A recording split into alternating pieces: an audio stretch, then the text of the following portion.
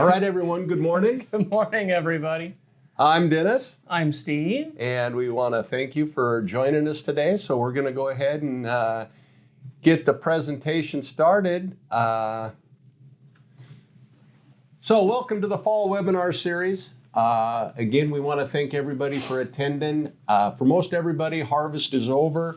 We've got some seed in the ground, and it's time to reflect and look, I guess, to the future, what happened. And a lot of times what I say, knowledge is the first step to implementation. So now is a great time to find out the things that worked, the things that didn't work, and talk to other growers. They're your best resource for information, which you might be able to implement on your farm. And a couple things that are coming up, I want to let you know about the Acres Conference, which is in Covington, Kentucky, December 5th through the 8th.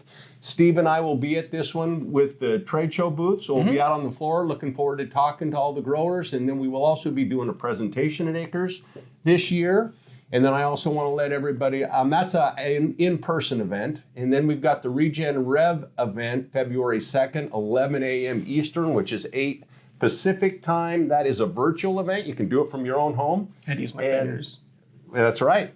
And lot of wonderful speakers, information, a great resource for all the growers to, gain knowledge and look and find out what things that you can do differently or share what is working for you, because really that's the best form of information as far as I'm concerned. At least for me, out on field tours, it's a great opportunity for me to learn. I learned so much from growers being at field events that I can pass on to other growers to help implement this regenerative process and build soil health, biology, better crop yields, better crop health. So it's a lot of fun. So today's topics, for some reason I'm not. There it goes. And thank you. We're going to talk a little bit about some new research out on the rhizophagy cycle. We're going to talk a little bit about wheat, corn, soybeans, nutrient cycling. And the reason we're talking about these is because throughout the year we get questions. And I wanted to use field examples specifically to the questions that we were seeing so that we could kind of talk about that and see how it actually works in a application setting with a grower. So one of the questions we get is we need more fungi. How do we achieve that? How much nitrogen can the microbes produce? Great question. And how long does it take to see results?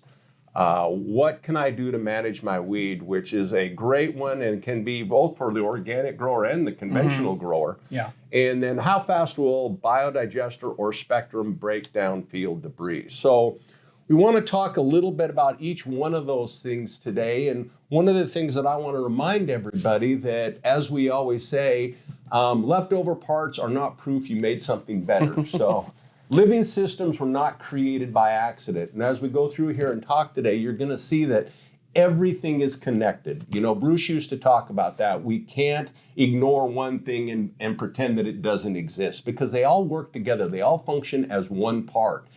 And when we start to look about that, if you rebuild the transmission and you leave out one part, the transmission still may function. You may just not have reverse. And that's always, I guess, a good thing if you're going forward. But if you ever want to back up, you're in a little bit of trouble. Yeah. Hope you have some good friends to push you out of the parking lot.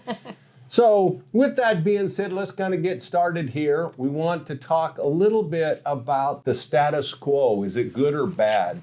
And fungistasis or fungistatic compounds actually can inhibit the growth of fungal communities. So we're going to talk a little bit, how do we build fungal within our soil environment? And I guess that's a good thing if we have a disease pathogen. If we have Fusarium, Phytophthora, something like that, I guess fungistasis would be a good thing. We would, that benefits us because it shuts down the growth. But if we're trying to build a fungal community within our soil environment, there's a lot of different things that we need to kind of take a look at. And one, pH alone can impact fungal community growth. So when we start to talk about that, Steve and I have talked a lot about, and there's a lot of information out there, that beneficial bacteria actually can alleviate, directly change in the pH around the rhizosphere and the rhizoplane, because they want a pH which is more conducive to their growth, somewhere around a 6 or closer to balance. So with that, they're actually creating a better environment for that fungal community. And a lot of times I've given presentations on habitat. I talk about based off of outdoor pheasants, fish, whatever. We need to build habitat in order to support whatever we're trying to do, whether it's a pheasant population or whether it's a microbial community or a fungal community within that soil environment. And so forms of fertilizer can also impact growth. A lot of times we talk about salt-based fertilizers. Ammonium salts actually can reduce fungal growth within that soil environment. So when we're putting that out there and we're trying to build a fungal community, we have to understand that every part has a purpose and everything is connected. So we have to understand that it might be something we're doing that's disrupting that fungal community. And nutrient deficiency hypothesis. A lot of times insufficient nutrient support, you will not create that relationship with the propagules. They will not create the relationship with the plant, or they will not grow within that soil environment. And a lot of times we look at, well, obviously in conventional agriculture, it's not a lack of fertilizer, but we just talked about utilizing some of those fertilizers can actually destroy fungal populations. So it's more, we talk about that digestion, that microbial digestion, that debris cycling that makes that actually the nutrient that not only the plant wants, but also that biological community wants within that soil environment. And a lot of times we talk about energy deficiency. We talk about the plant being able to put those, having enough energy to put out those exudates, getting those secondary metabolites or the primary metabolites into that soil environment so that that plant can actually grow and the microbial community has the food it needs in order to survive. So a little bit of what we want to talk about is, so how do we do that? And you know, it's really interesting, some research that's being done by Montana State University. This has been a four-year research project. And what it has found is that if you look at bacteria equals fungi, I mean, if you start to think about that, if you think of our Spectrum product, there is no fungi, no fungal community within Spectrum. It's all beneficial bacteria. But this research has showed that the alpha diversity was measured by a number of observed species. The results showed that significant increase in bacteria alpha diversity in alfalfa in the plots related with the Spectrum. Well, yeah, we understand that because it's bacteria. That's what it's supposed to do. But what they also found that the fungal alpha diversity, and I really like this, was significantly greater. And this was with both inoculum treatments. We went up against another product and a control. But the great part about this is it was in the alfalfa, it was that way, but the Spectrum also showed a significant abundance in the control pasture. So both in the alfalfa and the pasture, the Spectrum showed a significant increase in the fungal community within that soil environment. And it goes back to what I talked about, is the habitat, building an environment not only to support that microbial community, but also to support that fungal community within that soil environment. It goes back to some of the things I was just talking about, based off your pH, based off your nutrient availability, based off of soil structure, all of those things that we start to talk about. If you think about it, bacteria is the basis of the pyramid. It's a foundation. We have to start there in order to grow everything else. And it's the first thing that's going to colonize. When we start talking about, I mean, when you go way back in the session to just volcanic rock, the first thing there are called chemolithotrophs. Those are organisms that digest the rock. Those are bacteria that start breaking it down. So that's where it all starts. And it's the same in our soil. When we start talking about the biomass levels, the biomass of bacteria usually stays pretty close to the same. It's the fungal communities that are going to change as we go through succession and increase basically the quality of that soil, quality of the crop. And Dennis said significant, and that is scientifically significant. And this is a high level of confidence as well. So I just wanted to point that out, that it's a big difference that we see. And even though, like Dennis said, we're using bacteria, that food, that relationship helps feed those fungal communities as well. And as we talk about, every part has a purpose, everything is connected. A lot of that has to do with overall plant health. And those exudates were going down into that soil environment. So, I mean, it is all very closely related to what is happening within that soil environment. And so why is that important? You know, Bruce used to talk soil microorganisms are the key link between mineral resources and plant growth and overall plant health. And it kind of ties in till we talk about that rhizophagy cycle. If we have more bacteria and more fungal communities within that soil environment doing their digestion, doing their work, then we actually have a greater opportunity for that plant through that meristem to take in those different fungi and bacteria, which it's both now. It's not just a bacteria. As you can see, the research is showing both enter that plant meristem and then are hit with those reactive oxygens, bombarded, digested, and spit back out through those root hairs, all that we've talked about. But it really even goes one step further.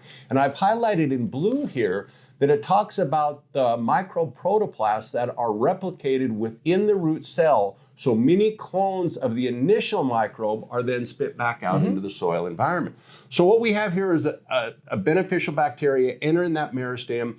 It is then digested, but not only digested and all that nutrient taken out of it, it's replicated inside that, which forms more root hairs, which are spit back in that environment. It reforms its cell. It retakes that nutrient cycling process, and it just goes on and on and on. Which, when you've done those, when we've done that communication webinar, and we talk about the plant actually communicating with the soil environment, which is saying, I want more of this. I mean, this is some of what we're talking about. I mean, we're cloning that to get more nutrition that plant needs. And the only way we can do that is to build an environment to support that habitat so that these microbial and fungal communities can actually grow. And that's what this bottom right picture is that was some research looking at the exudate profile and seeing that plants actually increase specific exudates. In this case, malic acid. When a plant produces more malic acid,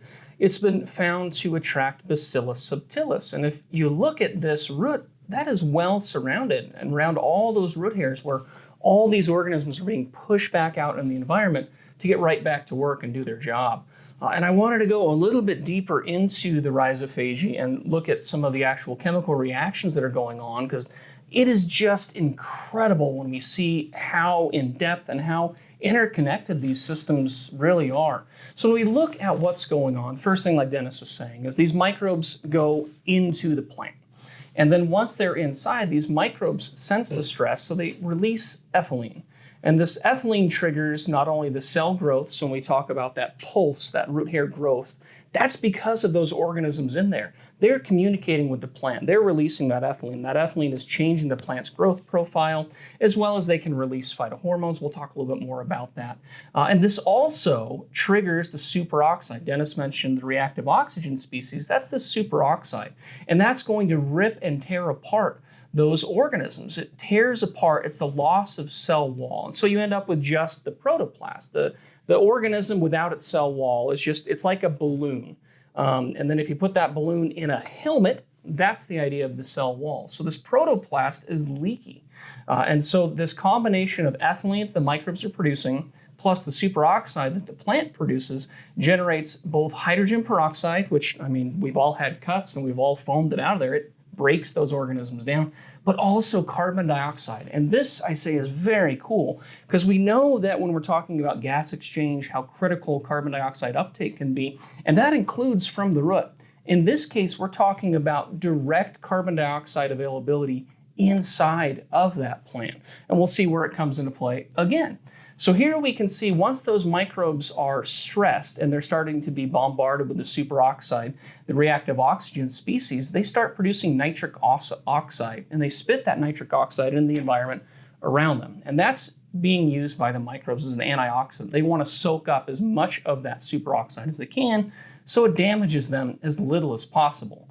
The chemistry here, when we combine the nitric oxide with the superoxide, we end up with peroxynitrite. And then remember that carbon dioxide that was produced inside the cell or inside of the plant root as well. When we combine the peroxynitrite with that carbon dioxide that's in there, it catalyzes a reaction creating nitrate. So we've got direct nitrate synthesis inside of that plant root because of these organisms. So not only is the plant going to be able to digest those organisms to extract the amino acid form, the microbes themselves use an ammonium form, and now we see a nitrate form. We've got all of the nitrogen forms the plant typically wants being generated through this rhizophagy cycle.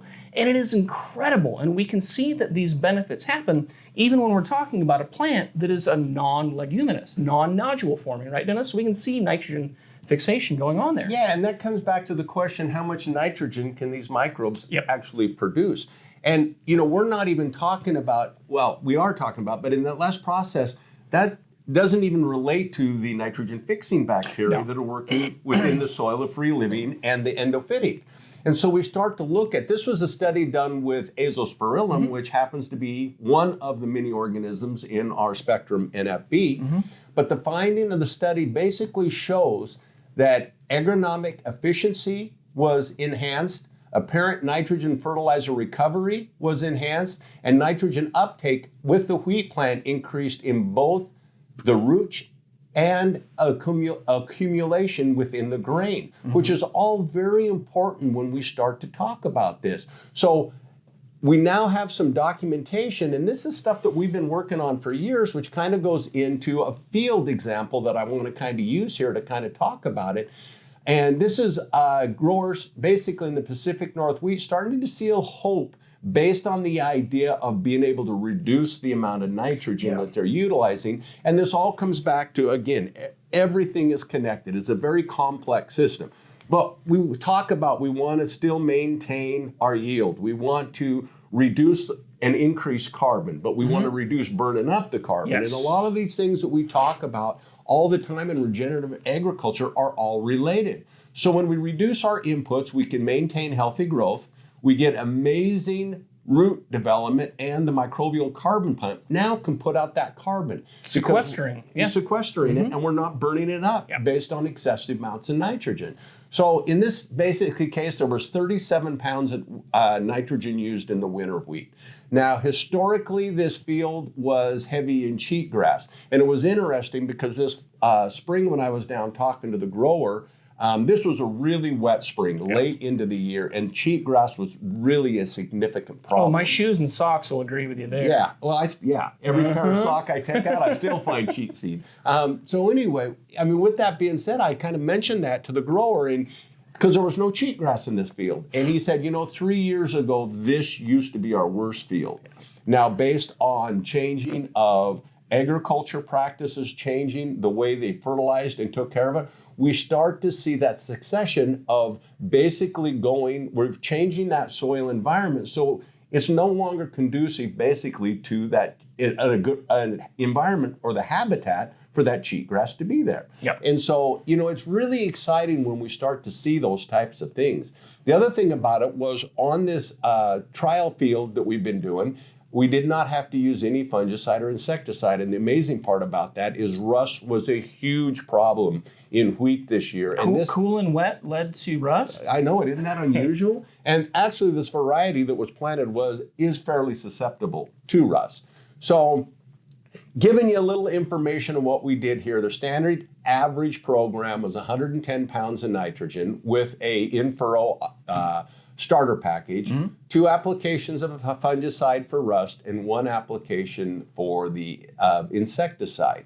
Now, the biological program was Spectrum NFB, which is our nitrogen-fixing bacteria, and Nutrinid, which is our enzyme product, 10 pounds of 32, 1 gallon of Pacific Grow in furrow.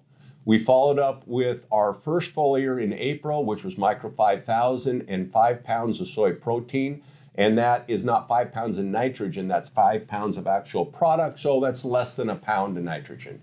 1 gallon of Pacific Grow with trace minerals based off a leaf extract analysis. So that's going to change for every grower. So a lot of times we just look at what is the plant telling us and make our recommendation based off of that. Test, don't guess. That's, I've never heard of that. That's a really good idea. I just came up with that. Wow. Just came up with that. But yeah, information is critical here in order to get this system working properly. And then in May, we followed up with the PZ1000, again, 5 pounds, less than a pound of nitrogen with a Pacific Grow, and another trace mineral package based off of leaf extract. At that point, we were seeing, because of the cool, wet temperatures that we'll talk a little about later in this webinar, we were running a little bit shy on the nitrogen that we wanted. So we came in with 25 more pounds of 32, which is really when the plant needed it. So a total of 37 pounds, rather than putting it all up front, which is something we learned a little bit about, but 37 pounds, and we did a 96 bushel to the acre. Talking with the grower, that's the average basically that they were getting off of their fields. The field that we were going directly against, that we were using as our control field, that we were also pulling sap analysis off of to collect data to see where the two plants were.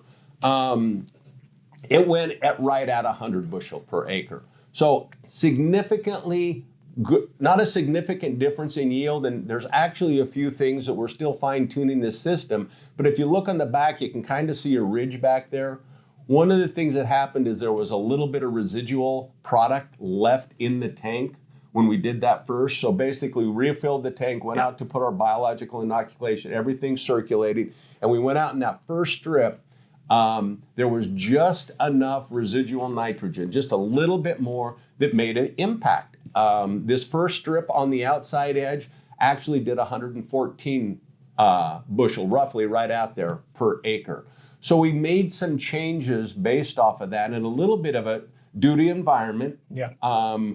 We're coming in with a little bit more nitrogen in the winter wheat early to carry us through, just in case Mother Nature doesn't play fair. So very exciting stuff, but really less than a third of the nitrogen and almost exactly the same yield. Which is pretty significant. When we talk about that, the study that I talked about using the nitrogen fixer, notice they talked about root and shoot development and better root mass, and that's really what we're seeing here. This is taken out of our field that we did the trial on, and you can see the root mass was unbelievable, and those fine root hairs that we talk about that were just all over that plant. And you see the white fungal community actually starting to grow, which is really exciting when we talk about this, when we talk about that rhizophagy cycle and making a difference in overall genetic expression of that plant and yield opportunity. So a lot of fun stuff. Here basically is just a few pictures on 920. This was the winter wheat. One of the things the grower had told us, all the trial field or the control field and our field were planted basically the same day. Ours was the last field planted of all the winter wheat that he planted. We were the first one out of the ground, which he was very excited about. He also said that this winter wheat was his best looking winter wheat until the springtime. And when I say until the springtime, because then everything kind of evened out. We put a little more nitrogen out there that we talked about in May, but it did really well. You can see 525, you can see this is when we did that foliar application and also the additional of the 32. And then we have 725, and the 818 is basically harvest date. So very excited about what happened here. You know, one of the things though, we can go too far. We can hit a breaking point. This was spring wheat again, and I want to look at the standard program was 38 pounds of nitrogen in furrow. That was based basically on a nitrogen credit that they had within this field. They thought that was a good rate, and that ended up at 55.1 bushels to the acre. Spectrum NFB and Nutrinede, 2.5 pounds of total nitrogen for the year, came out at 45.1 bushels. So we lost 10 bushel to the acre, but it was all related that we can actually push this system a little too far based on what that microbial community can do within that soil environment, especially depending on what the temperatures are that Mother Nature gives us. So again, we said a cool, wet spring.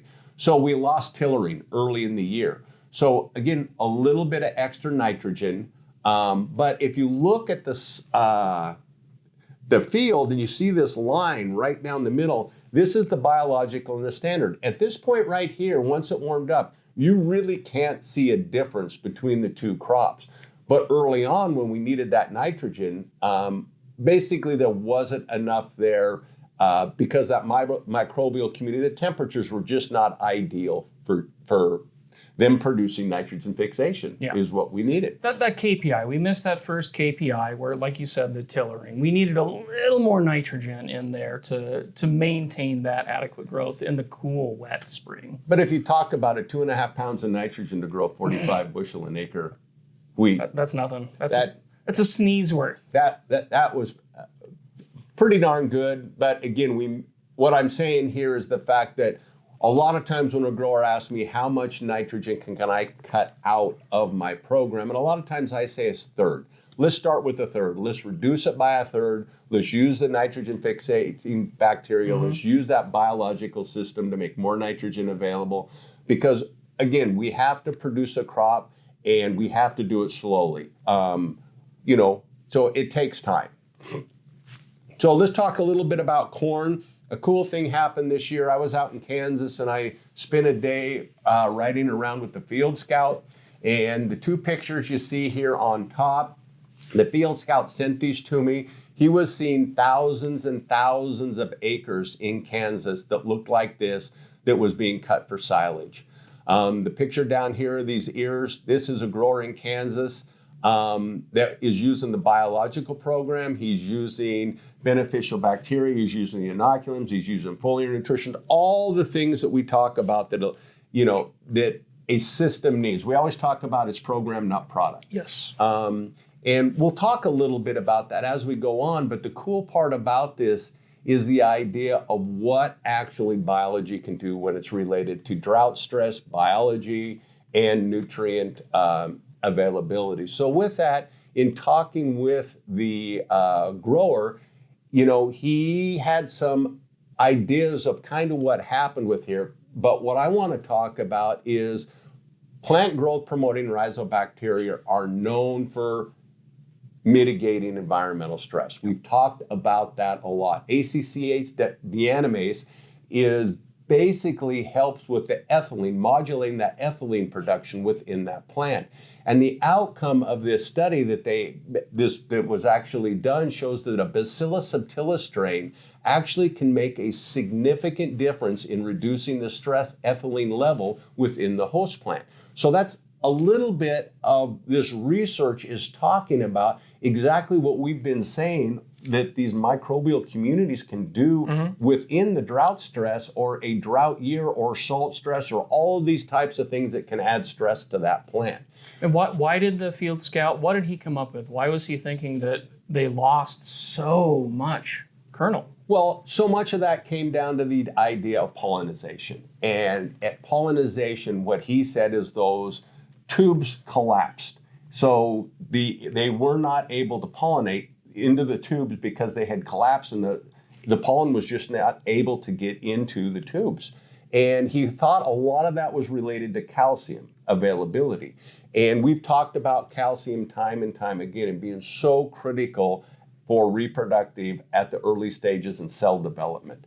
And what happened was the grower that we're talking about here, he didn't see that same wilting. A heavy heat wave came on right at the time that pollination was happening. And again, this is not dry land. This is irrigated corn in these situations. So even in an irrigated situation, we can see reductions in pollination based off lack of nutrition or availability of nutrition, but it goes much farther than that based on what we're just talking about, of what the plant growth promoting rhizobacteria actually do within that soil environment. And I mean, we talk about nutrient availability, Steve, and I mean, this is just amazing. Yeah, when we look at the variety of things that these microbes are doing, we can zoom in, and we've talked about some, and we can look at and see that biofertilization, phosphorus, phosphate solubilization is going on, nitrogen fixation. We're also mobilizing and making available all the other traces and macronutrients, micronutrients, macronutrients, traces, and that's because these organisms need them as well. They need that material for themselves to grow. When we dig in a little bit deeper and start talking about what was going on with that corn and what these PGPR, these plant growth promoting rhizobacteria, were doing, Dennis mentioned the ACC deaminase, which directly degrades ethylene.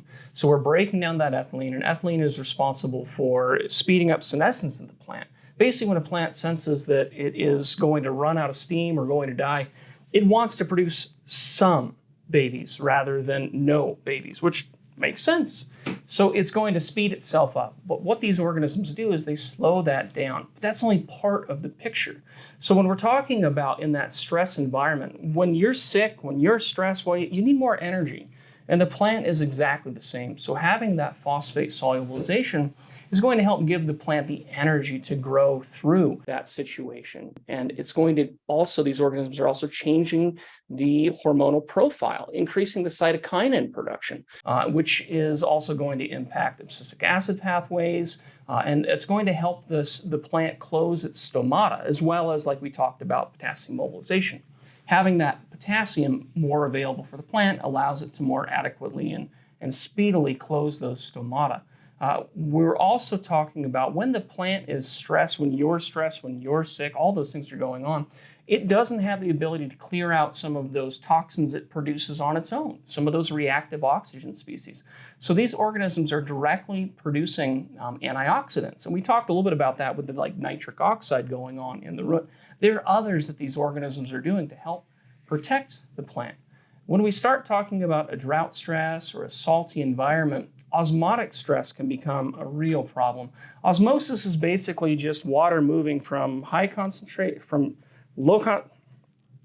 the solutes are in high concentration, therefore we have to balance the solutes out, So when we have, say, a high salty environment in the soil around the roots, the plant in comparison has a high level of water. So those want to balance. So the water is going to actually be pulled out of the plant to balance that conductivity, basically balance out the ions. And that can be bad because then that means that our plant is actually losing water to the soil rather than extracting water, which is what it's supposed to do. So these osmolytes that are produced are basically, I kind of think about them as kind of like a polymer inside of the plant's cells. It helps hold on to that moisture and maintain that moisture so the plant is not losing it. Again, we're talking about, here's indole acetic acid, those pathways physically changing the morphology of the root. The plant is going to change its characteristics of growth, oftentimes trying to send roots down deeper, trying to extract more of that moisture. And I find this really interesting. Even the organisms not directly connected to the plant, associated with the plant, just growing around the plant are producing what are known as volatile organic compounds, VOCs.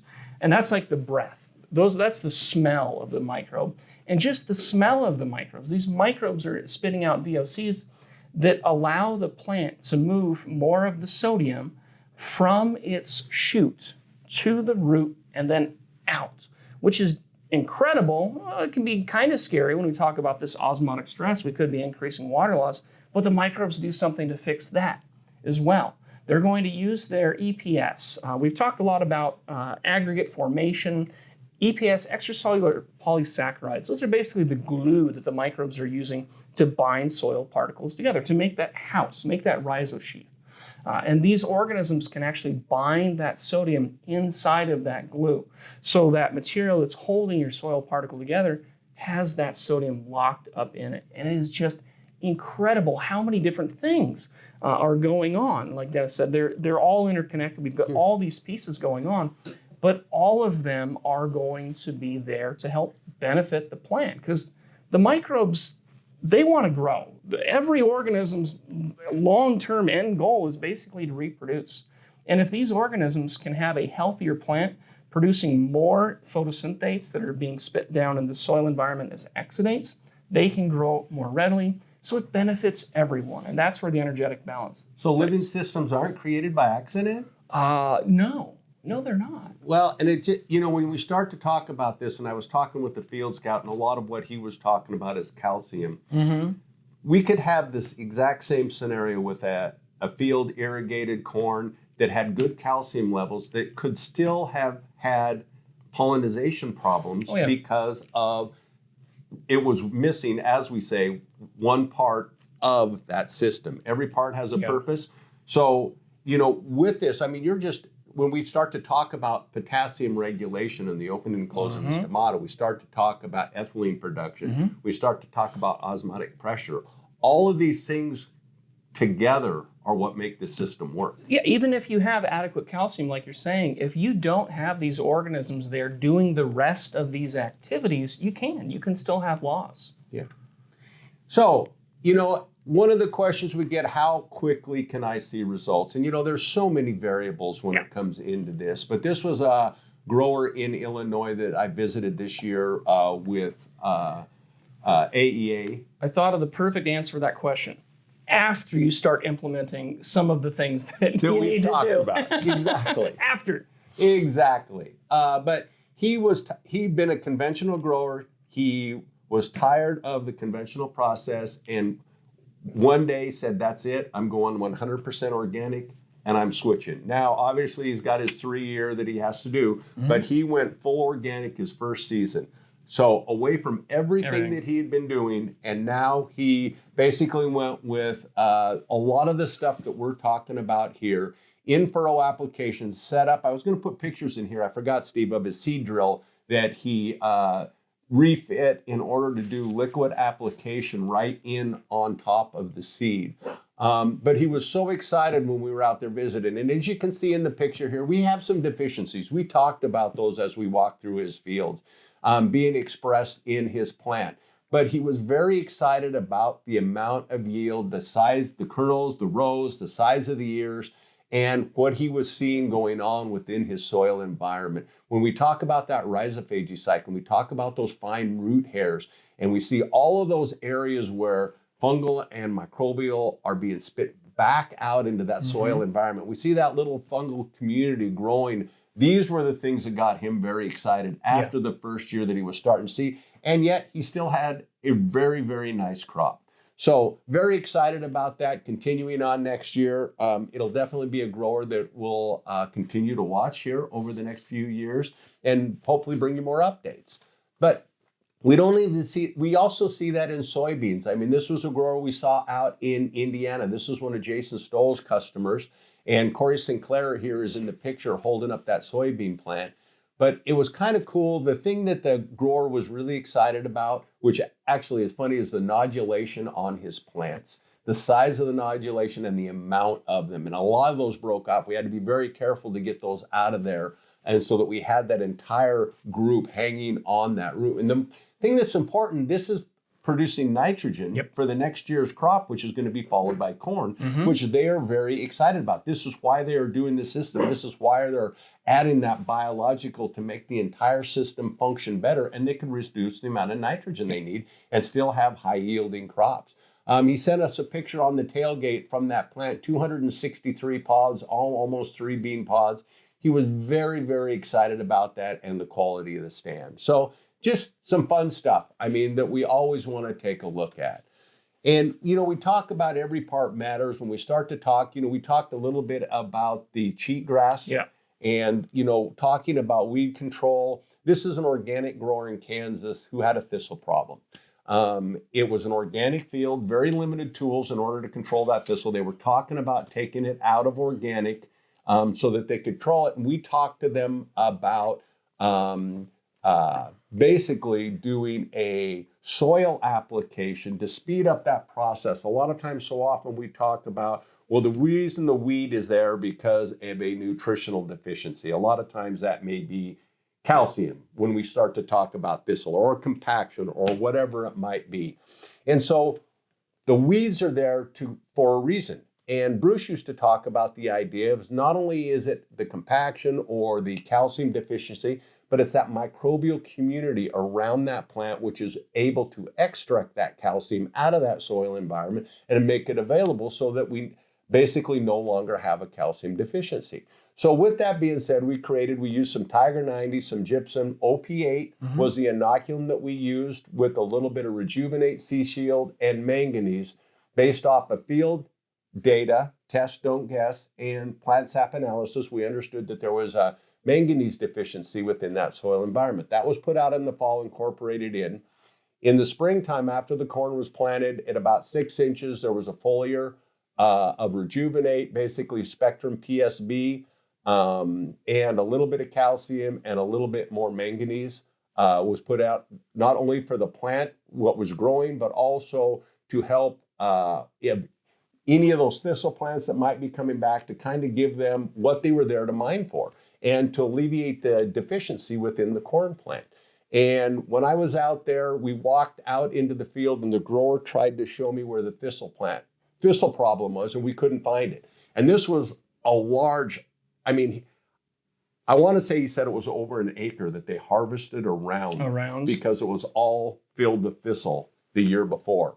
And we had a hard time finding it. Yeah, we found some thistle plants, but they're very excited about that. And a lot of this comes into the idea of soil health and succession, basically create an environment that no longer is conducive for the thistle. Now on this, I did not put any rates because there's a lot of information that needs to go into this for every grower. Test, don't guess. Yeah, we have to test. We need to know your sulfur levels within your soil profile. We need to know your magnesium levels within. We have excessive magnesium within our soil environment? There's a lot of information that we have. If we go out there and put out Tiger 90, we put out a lot of sulfur and we have high sulfur in a drought year, we've just created more drought stress and more nitrogen need because we've got excessive sulfur. So a lot that you have to talk about when you start to do. It's just some fun stuff we're starting to look at, and others are looking at it too. But we're looking at this for thistle, field bindweed, a lot of things. Environment, the environment dictates expression is what we say pretty regularly. So as we change the environment, as we change this from dirt to soil, it's going to support the growth of different plants. That's just the way succession works. So we want to work with that. We can work the other direction and encourage weed growth, which is unfortunately what we see a lot of growers doing, but we can reverse that. It just takes time, effort, and you have to think about it in that way. And this is really exciting because we talk about breakdown, field debris breakdown. I get those questions all the time. And this is from Jack Moffitt. He shared this information with us, and it was so exciting for us because we got pictures from Jack throughout the growing season. It was great. It was really exciting to see what happened here. And this basically is some information that Jack had sent us. It was actually pretty cool. That biodigester was added with organic gem fish and AEAC shield. Water in time, wood chips were fresh on October 21st, and I believe it was planted 6 months later, roughly there. Turned gently 3 times. Now it's supporting lots of life and worms, but it's not all soil yet, which we understand. And I love this, we are what we eat, quote, which is perfect. And when we start to talk about it, the amount of vegetables, well, how many pounds of vegetables is he given? 40 to 50 pounds. I wanted to make sure I quoted that correctly. Really exciting. But these are some of the pictures Jack had shared with us. Obviously, this was in the winter in the Tri-Cities where he sent us this picture of the temperature of the digestion starting. And then obviously we can see that breakdown process going on, the fungal community within there breaking down those wood chips. Then we got a little friend here that's helping the digestion process. We have some worms going on there, feeding that, basically building soil, feeding that microbial community, and a picture of his garden, which is just so awesome. And all of the benefit that he's receiving from this and being able to share with the food bank. I mean, so when we start talking, this is specifically wood chips. Steve, you and I talk about the... It's not balanced. That's not a good carbonation ratio to start off with. Yeah, but I mean, obviously, this is beautiful. And a lot of times what I talk about is the idea between the biodigester and a little bit of nitrogen to get the process started. Remember we did that, it was a tree farm in Colorado. Yeah. That they had piled wood chips around all the trees. Anyway, they went out of business. And an organic grower took it over. And we had piles of wood chip, dead roots, all of that. And in a little over a year's time, we were able to break that all down. And it's still an organic. I still see them when I go out to Colorado now. So are there times where you'd recommend for a field application, the biodigester over the spectrum or the spectrum over the biodigester? How do you kind of decide when that biodigester is needed? A lot of times it's based on the amount of debris on the field. And we see a lot of times with the GMOs and non-GMOs, basically the GMOs are harder to break down. So a lot of times the biodigester is recommended in those areas where we have more debris. But also where we want to leave some field debris. We talk about armor on the soil. Yes. We want to leave some of that during the winter time. So we don't want to have too fast a digestion. So a lot of times, the spectrum is sufficient for breaking down. And, when we start to talk about this based off of nutrient availability, I mean, when you look at this compost pile, fish and digestion and nutrition. Basically, that's what we're talking about in the field setting is when we do a fall application of either product, we're composting in the field environment, breaking that down so that's available to the crop the next spring. Whatever we're planting that next spring, or even as something that's actively growing them. Breakdown process is going to be a little slower as the temperatures start to cool, but we understand it never stops. There's always somebody active within that soil environment. And that humification is going on, and you're generating that soil, that healthy humus in situ. It's right there where the plant wants it and needs it, breaking that material down. And the end goal, just like Jack said, we are what we eat. That's the goal. We want to utilize these organisms because when we look at how efficient human guts are, animal guts are, it's similar to plant roots. We have a lot of similarities there.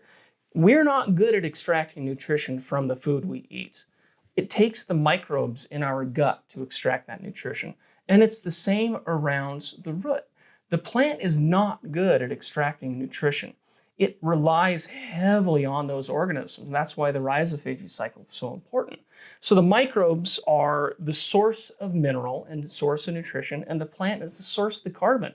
And it's this cycle that goes round and round. And the goal is to extract that nutrition from our rock, from our parent material, from our soil, feed it to the plant, which then ends up in our body. And that's the goal. That's the end goal of what we want to do. Yeah, and so often it's really not a better grade of grass.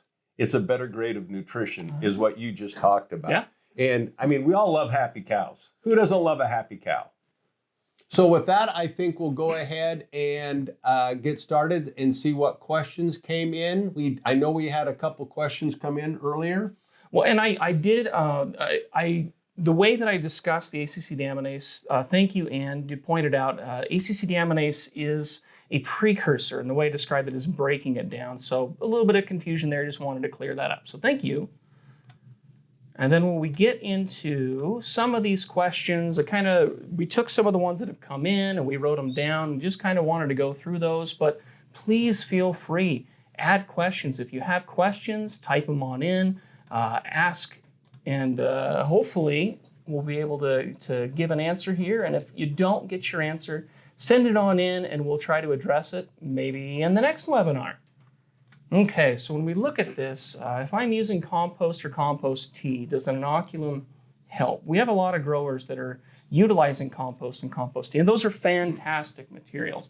Do you generally see a benefit when working with growers by adding one of our products, Dennis? Yeah, so a lot of the growers that I know that are brewing their own compost tea, it's great. You get all the benefits from that compost tea, and then we add a specific one of our inoculums, whether it's a Spectrum or the Spectrum PSB, to that. So now we have all the benefits of the compost tea plus a known set of inoculums that are going to provide with the function. Now we want to add those right at the end of the brew when they go into the tank so we don't change the profile of the mix of our inoculum. But a lot of times that will come off based again off a test don't guess, where we have plenty of phosphorus in the soil, but the plant is deficient in phosphorus. We need more phosphate solubilizing bacteria.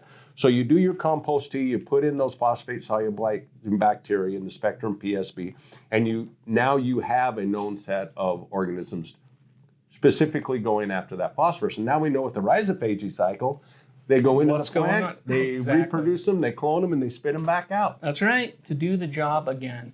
We did have a question typed in, thoughts on mixing PZ1000 with a biofungicide, and then also Micro 5000 with a plant hormone. Generally, the biological fungicides, bactericides, like Serenade, double nickel 55, we don't generally see as much difficulty and harm. Sometimes when there's a product that's a Trichoderma harzianum and we're using high levels of it, that does have some mycoparasitism and it can break down some of the mycorrhizal fungi. Is that good? Is that bad? It depends on which article you read, which day of which week, because I think about it kind of like with grazing or pruning your trees. A small amount can actually stimulate more growth. But if we have an excess, then we actually do a lot of damage. So some of the organisms at excessively high rates can create a competitive environment where we can see some damage. But in general, what we've had a lot of growers do is add like a little bit of spectrum. Add a little spectrum to it, because generally we're looking at, 2 or 3 different organisms. We're not looking at the diversity. And so we're just trying to balance out that diversity within that environment and make the system work. Mike 5000 with a root hormone. Generally, no problem. Haven't seen any issues there. A lot of times, if we're doing the root hormone, though, this is at planting, I would probably recommend the mycogenesis or the rhizogenesis as a root dip scenario. If that's what we're doing there. So if you have more questions about that, you can certainly call me or email us here at info@tanio.com. And we'd be more than happy to talk about that. The kelp component of those products awesome. has a high level of phytohormones as well. So great stress reducer. Oh yeah, definitely. So we do want to be a little bit cautious as you know, hormones are extremely powerful. And if you go a little bit too far, you can have a pretty good sized mess. And as a grower, anytime we're doing root dips, we also have to remember that we're dipping a root right into a solution. So we want to be, again, what do I say? Feed weekly. We're not feeding the plant, we're feeding the microbes. We're feeding the fungal community. So don't go too crazy on our nutrition part. Yeah. Let's see. Cover crops. Basically, I'm growing a cover crop. That's all I have to do, right? Yeah. Well, we talk about this all the time. Every part has a purpose, and the cover crop has a purpose. No question about it. And that purpose is to feed that microbial community and that fungal community and grow soil health. So why don't we put a diversity of inoculum out there with the cover crop, speed up that process, build that soil health much quicker? Can we do it with just a cover crop? Absolutely. As long as we're not doing anything to destroy that, spray it after to terminate it, till it in, incorporate it, damage any of the things that we're trying to do to build it. But if we can do a little bit of an inoculum with that and get it started, get it, again, like I talked with that wheat, first out of the ground, get it growing faster, get more exudates. And a lot of times I even recommend when we look at nutrition, we want that plant functioning at its highest level. So let's not forget nutrition. If we put a little foliar nutrition out there, are we getting more exudates? Are we putting more carbon into that environment and feed that microbial community? We just speed up the process. So it makes great sense. And that's the point of the cover crop. Would you, if you were putting in a cover crop, do you want it lush and healthy to feed your cash crop as much as possible? Absolutely. So it's definitely worth putting in a little extra time and effort into those cover crops. When we talk about that pre-digestion and nutrient availability, setting it up for the next year's crop. In terms of trying to control fruit rot, is it better to add other fungi to create a bigger diversity of fungi during bloom? I know that we're both fairly cautious about what we apply during bloom. So fruit rot. So if we're talking about fruit rot, a lot of times I guess what I look at is we're trying to do something early to stop it later in the season. Once we pick it, once we put it into cold storage. And a lot of times that is directly related, as I see, to nutrition, nutritional deficiencies.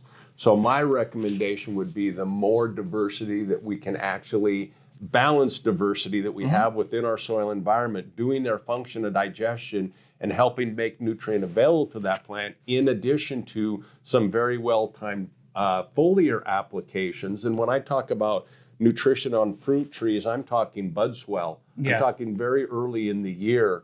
But if you would like to contact us and we can have some very specific questions about that, I would really look forward to chatting with you and just getting more information. But off the top of my head, that's kind of what I'm looking at. And yes, during bloom, a lot of times what I look at, I get a little nervous because I do not want to interrupt that reproductive process with foliar nutrition. But a lot of times what I say is right up to heavy bloom and then a petal drop is my recommendation. I have a lot of growers that do it all the way through bloom. So we kind of have to talk about what are you applying and why are you applying it in order for me to answer that question specifically. And the larger perspective, the microbiome, the plant microbiome perspective, yeah, having a greater diversity of those beneficials, as you increase the density of beneficials on and around the plant, you're going to decrease the openings for some of those other organisms. One more thing here. I'm assuming we were talking foliar, but we may not be because That's he's true. saying pre-bloom. So a lot of times, I guess my recommendation is if we're trying to build that weeks before bloom, because we want them fully active and functioning and have already started their process rather than waiting right till bloom to get that started. So back up your calendar, we know when bloom is, and that's when we would really want to make sure that those bacteria and fungal communities within in that soil environment so they have a chance to establish and create a relationship with the So plant. your advice is a time machine? It is Can a I time borrow machine. yours? Absolutely. Sounds great. And my crystal ball. Oh, okay. Yes, please. Does water quality matter? And that's a pretty broad, and I mean the short, quick, easy answer is, oh yes, absolutely. When you're worried about water quality, though, let's pick out what are a couple of the worst things that you try to avoid. Well, when I look at water quality, I guess I always look at sodium levels, I look at pH, I look at bicarbonate levels. You know, a lot of times there's not a lot we can do with our water, especially when it comes to irrigation. Obviously, we have sulfur burners, we have acid injection machines. Yeah. We have a lot of different tools out there that we can look at. I look at it most importantly when it comes to foliar nutrition. Yeah. You know, that is critical when we're doing our foliar nutrition. Well, pH, bicarbonate, sodium are all things that we have to pay very close attention to when we're doing our foliar applications of making that nutrition available so that plant can actually use it and you know, in the drought stress year, we don't want to put more sodium out on that plant during a critical point of influence. That could be very detrimental to yield. Yeah. So when we've got someone coming to us, say a new grower's coming to us, and we say that we want data, we want test, don't guess. What do we want them to do? What's a good package of information to start off with? I always want to look at a soil analysis, a complete soil analysis. You know, now we've got the soil Haney test, soil health analysis, always great information to have.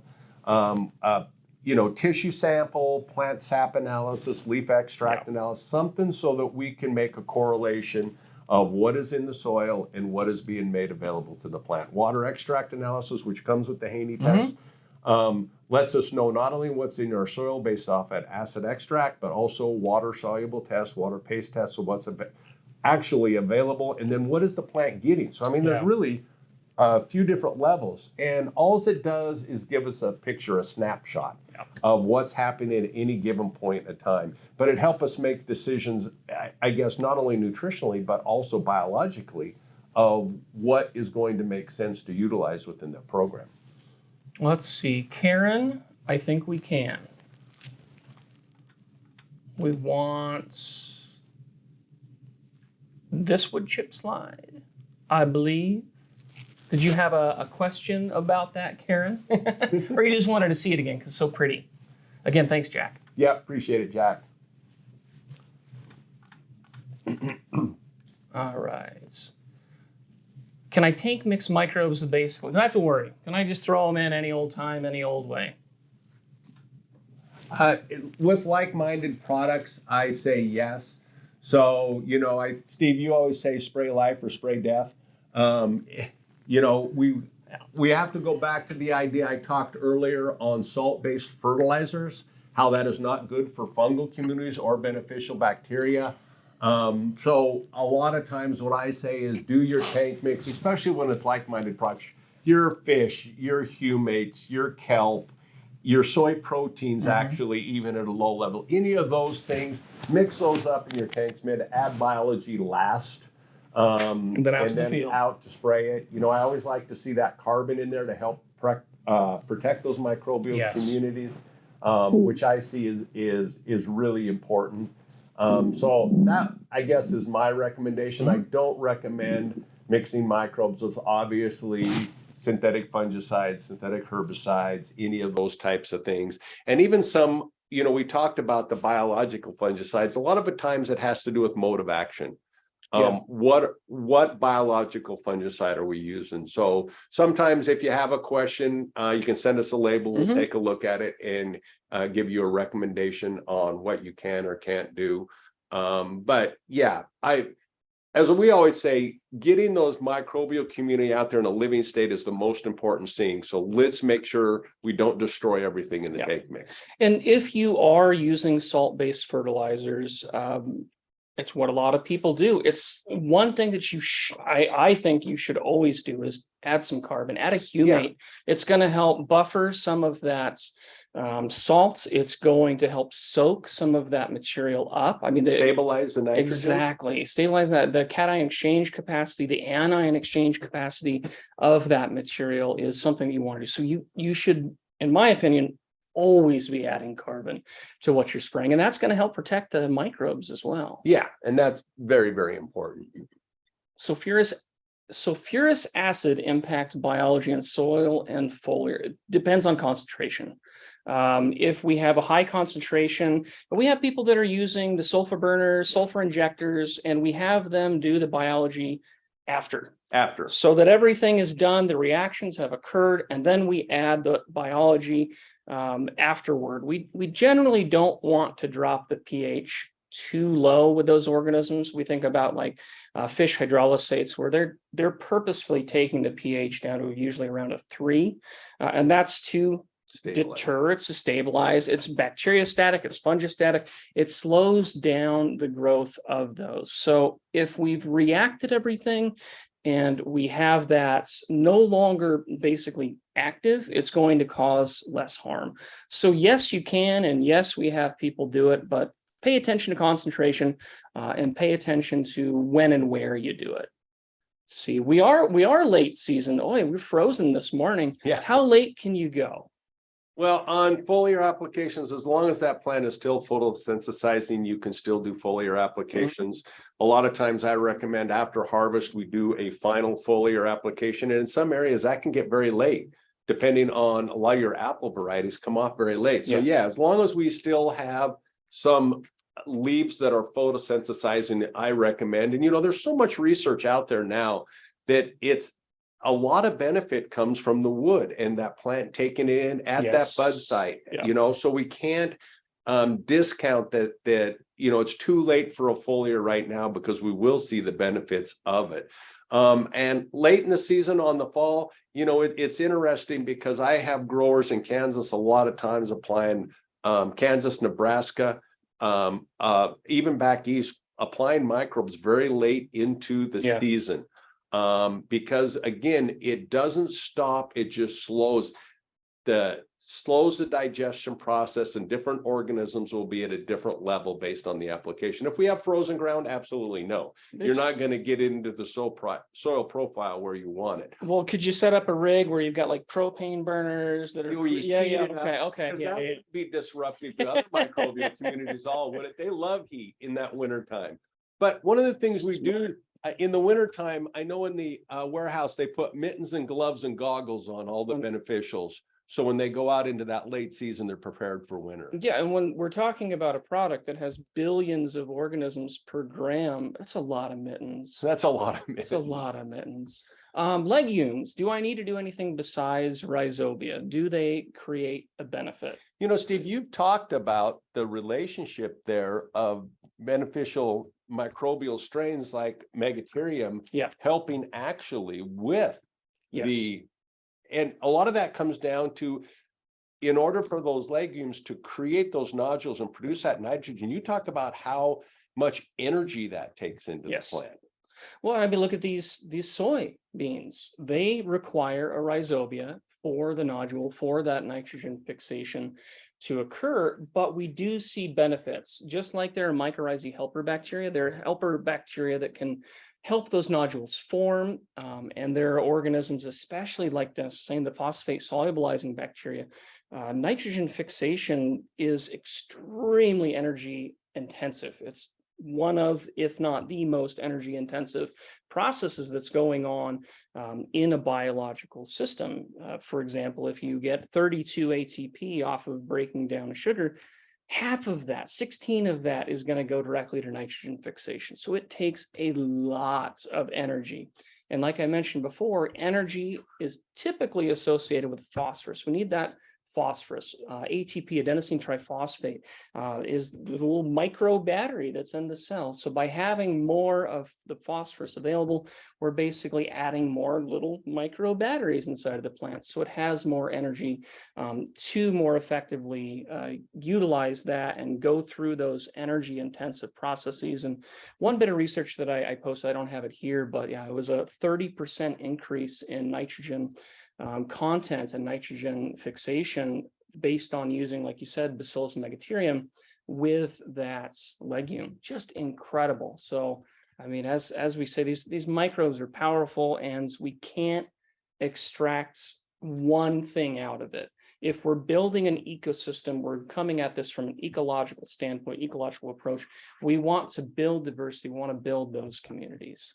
And I think with that, I want to say thank you, everybody. Thanks, everybody. This actually went a little longer than we anticipated, but that's awesome. We appreciate your patience and sticking with us through the whole thing. And again, like I say, I want to remind everybody of the Regen Rev event coming up in February, Acres USA, which will be there in December. And hope to see everybody there. And Steve and I will be getting out a list of our webinars for the upcoming season and make that available. Jetty will get that sent out, make that available to everybody so that we can look forward to seeing you again soon.